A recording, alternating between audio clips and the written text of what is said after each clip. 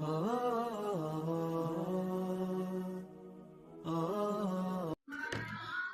alaikum warahmatullahi ta'ala wabarakatuh. Sheikh Igwe, mtaalamu wa kufungua pasuri za maradhi mbalimbali.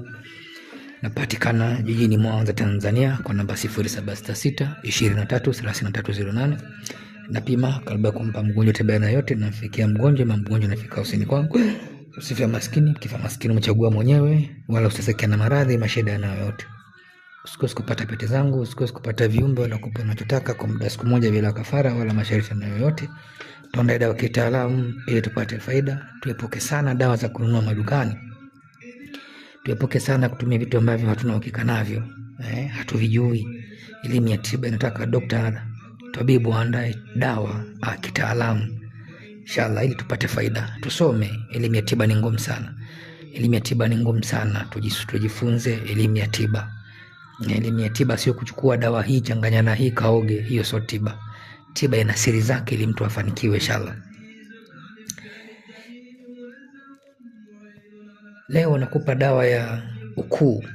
Hii dawa ya ukuu popote usikiki ukubaliki, afu kwa mti ambao una maajabu mengi sana. Katika miti yenye maajabu ni hii miti miwili ninayokupa kwenye mambo ya ukuu.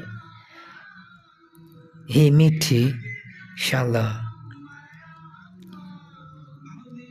utaenda asubuhi kwenye mti wa mzaituni. Utaenda asubuhi kwenye mti wa mzaituni. Ukifika pale kwenye mti wa mzaituni utakwenda na kuku asubuhi. Ukishafika hapo utachimba huo mti mzizi mmoja na utakwenda kwenye mti wa mzungupori. Yani zote mipito yake ni mmoja kwa sababu ni dawa moja. Inshallah ukishafika hapo utachimba mzizi. Baada ya hapo utanuiza unachotaka. Baada ya hapo utaweka kafara zake pale. Utaweka unga mweupe, utaweka pesa, na utaweka nafaka aina 7. Kisha utachinjia hapo kwenye huo mzizi kwa manuizi yako. Kesho yake tuenda kuchukua na mti wa mzungupori hivyo hivyo maandalizi yake na uchukuaji. Ukishafika nyumbani hiyo miti miwili, hiyo dawa utaitwanga kwenye kinu.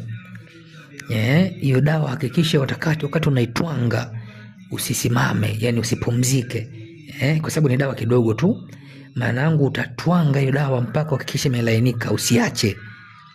Na ni kazi ndogo tu inshallah kwa sababu tunafanya sisi. Ndio masharti yake na ndio taratibu zake. Utaweka kwenye kinu, unatwanga tu taratibu tu basi mpaka pale itakapokuwa imelainika.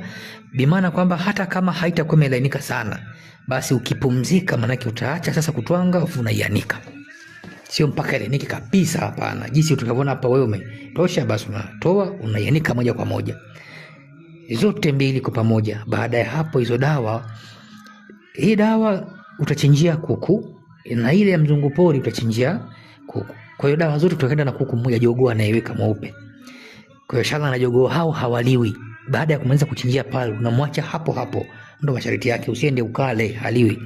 Inshallah baada ya hapo sasa ukishaandaa dawa yako vizuri, utaifunga vizuri hiyo dawa kwenye kitambaa cheupe.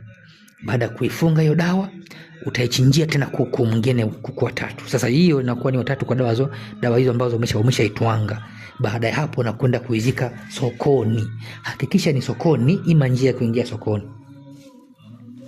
Utaizika pale kwa manuizi. Baada ya hapo ikaelekea siku 3 ima 7 ya 8 utaitoa dawa yako, itakuwa tayari. Sasa hiyo dawa itakuwa inakaa nje. Ukitaka kutumia kupata utukufu ukuu, ili wewe unataka uwe mkuu sasa, utachukua dawa yako, utachukua na maji yako yoyote ya mvua, ya bahari, ama ya mto, ama ya ziwa, mto nilo unaotembea.